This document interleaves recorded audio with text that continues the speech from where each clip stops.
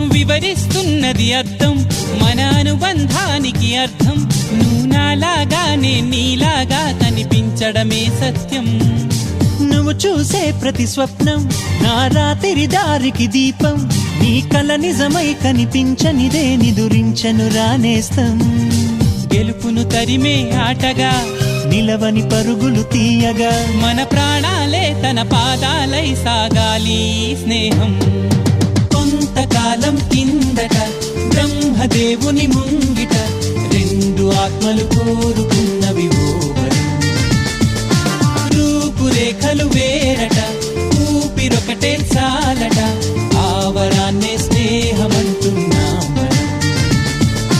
కంటి పాపని కాపు కాసే జంట రెప్పల కాపలాగా నిండు తెలిమికి